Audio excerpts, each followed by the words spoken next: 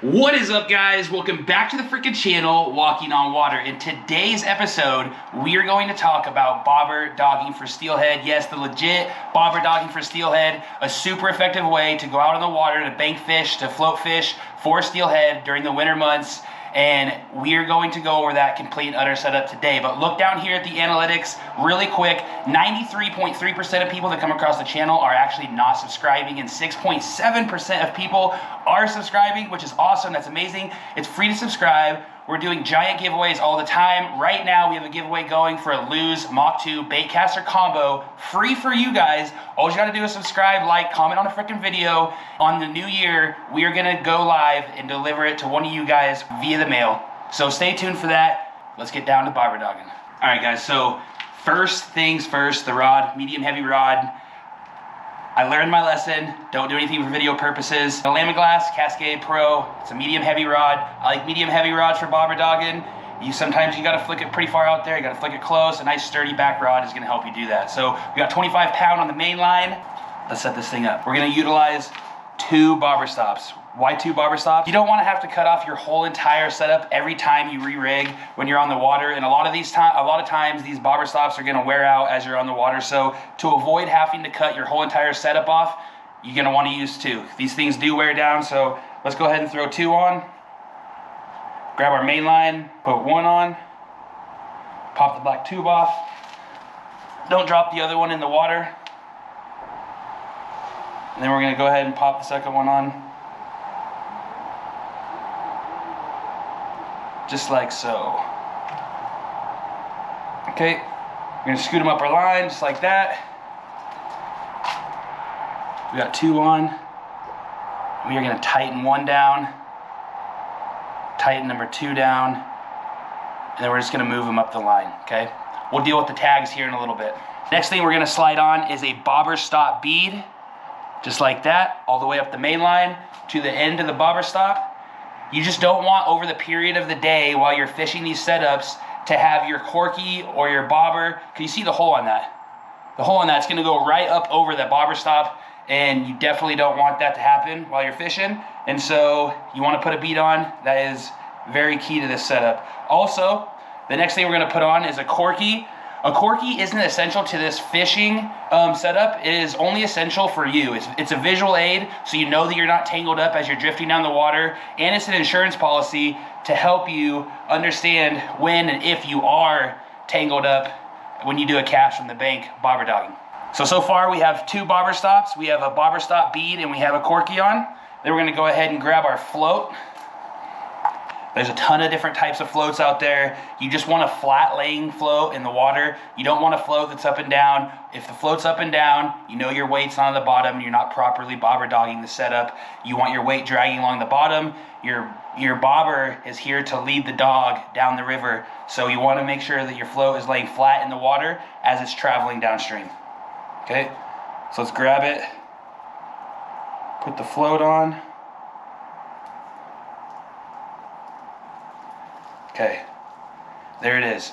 So this is all on our main line. We have 2 bobber stops up top, a bobber stop bead, a corky for insurance policy and visualization, and then our flat laying float. And now we're gonna go ahead and grab another bead to put on so our bobber is not rubbing up against our 3-way swivel. Wanna make sure that you're using bobber stop beads. A lot of the beads have a big diameter of a hole in there, and they will go up and over your bobber stop. So make sure when you buy a pack of bobber stops, you're getting the beads as well so you can properly set up this setup, okay? You don't want your bead going up over your bobber stops. We're gonna attach a 3-way swivel to our main line. I grabbed a giant 3-way swivel so you guys could see it a little bit easier.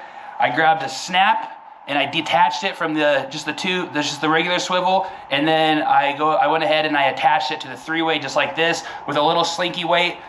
Now, there's a ton of different types of weights you can use. You do not have to use slinkies. You can use stick lead. You can use a little ball weights. There's even steelhead packs you can buy that come with a variation of weights. I personally like slinkies. When they do get down into rocks and things like that, they tend to come out a lot easier.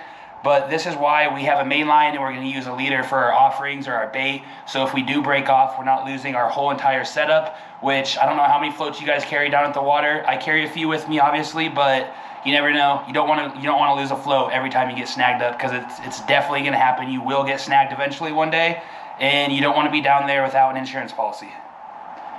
So we're just going to do a fisherman's knot, like so. Pull it tight, wet it.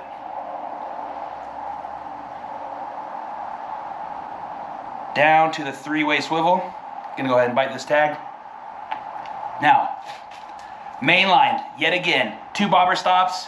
Bobber stop bead, insurance policy, corky, float, down to a bead, down to our 3-way swivel, just like so. Now let's get into our baits and our offerings, and we're gonna set up a double. This is double bobber dogging today. We're setting up 2 baits for this, and I'm gonna show you how really fast.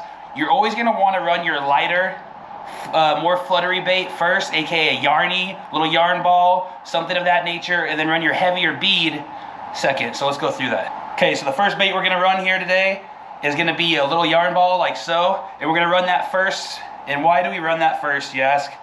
We run the yarn first because it's a very light, soft bait. If this was floating through the water by itself, it's not really getting a lot of height to it. It's kind of fluttering along the rocks. The water, even though there's pressure against it, it's floating downstream, it's not really very far up off the bottom. So it's kind of fluttering there right over the rocks.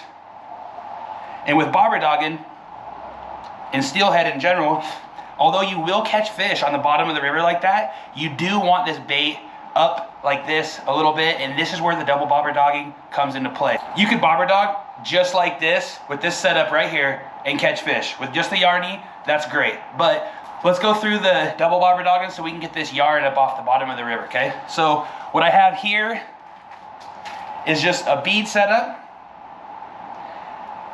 steelhead killer, just like so, okay? And you always want to run your bead about 2 inches up off the base of your hook, just for when they go ahead and come up. This is going to be higher in the water system, right? And fish are looking up, okay? So if this is higher in the water system and these fish are just happen to be looking up or directly at it and it's floating down and they're looking upstream, they're going to see the bead first and the hook trails it. So when they go up to swipe that bead, the hook being placed a little bit farther back, if they do happen to misstrike that bead, it's going to hook them up every single freaking time. 95% of the time, I won't say every time, but it's you have a lot better chance of hooking up with fish if this bead is 2 inches off the hook than if it's directly on the hook. They come up and miss that bead, they miss the hook. We're just gonna go ahead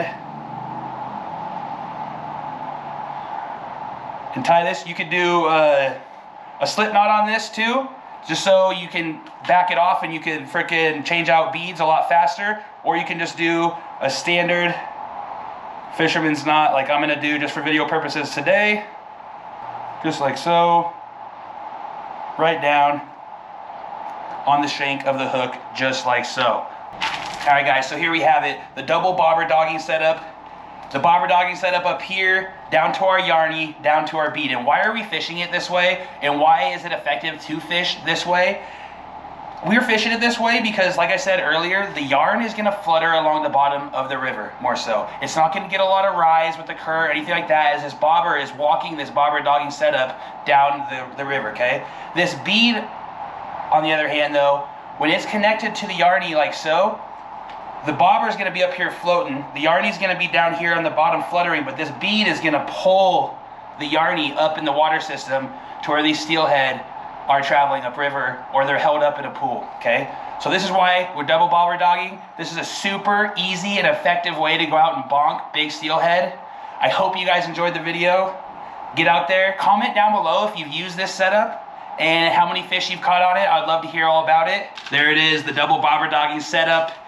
Thank you guys so much for tuning into this episode of Walking on Water.